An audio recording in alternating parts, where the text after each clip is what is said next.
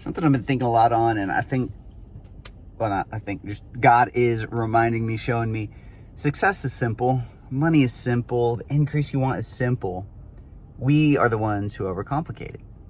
And if you go back and you look, he was showing me a bunch of scriptures, and if you go back and look at some of the stories where God blessed somebody and they experienced wealth. So if you look at like Genesis 12 talking about Abraham, Genesis 26 talking about Isaac, some stuff with Solomon, some stuff with David, some stuff with Joseph, every single one where that person became literally wealthy, where it says God made him wealthy, extremely wealthy, cattle, silver, gold, men, hills, land, all the stuff. It was because God gave him an instruction first.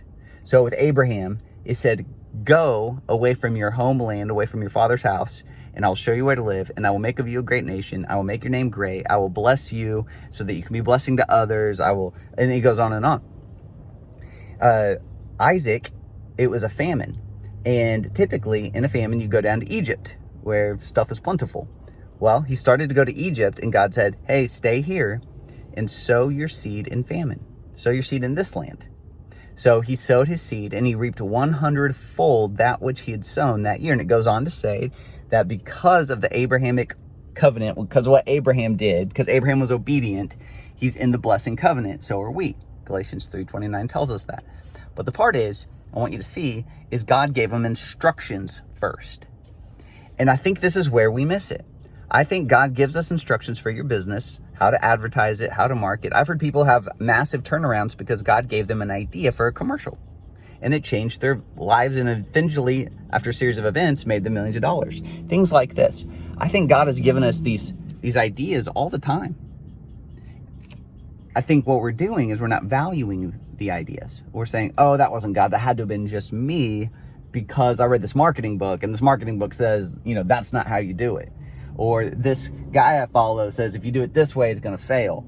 So that thought I had must not have been God. When the whole time God's like, yo, I gave you the instructions. I told you to write the book. I told you to launch the ad. I told you to talk to this guy. I told you to whatever. I told you to do it this way. I've had products. You guys remember the Increase Challenge? Man, the Increase Challenge was crushing it. I wrote that thing, the sales page, and it broke all the marketing rules.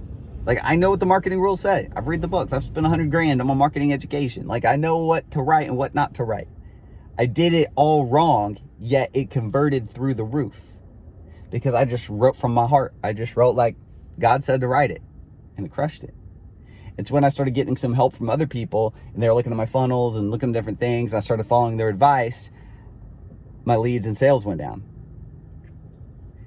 Think on things like this. God's given you the ideas. He's given you the instructions, but you're not valuing them. Most likely you were thinking that wasn't God, that was just me. When the whole time he's like, that was me. Like, think about Isaac.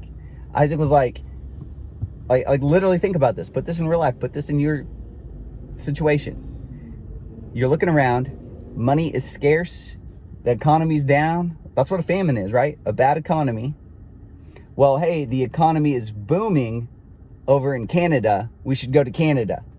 That's what we do every time the economy's down. I'm just making this up. Every time the economy's down in America, we go to Canada because it's crushing it over there. And God says, no, start your business in America. Nah, that wouldn't have been God because that doesn't make sense. Bad economy. He knows about the markets. He knows what's happening. He knows what's going down. So that had to have just been me or the devil, right? That's what Isaac's saying. But Isaac obeyed that thought. He did it. And because of that, he became so rich that the king kicked him out and said, you're bigger and more powerful than me. You got to leave. That's godly kind of wealth. Are you valuing those ideas, or are you talking yourself out of them? Go double check. Just because it goes against common sense, common logic, or modern day reasoning, that does not mean it's not from God. Go check Proverbs 3:5. Do not lean on your own insight, reasoning, or understanding. Instead, rely on God. Trust him with all your heart and your mind. Oh man, success is simple, guys. We're just not following the instructions.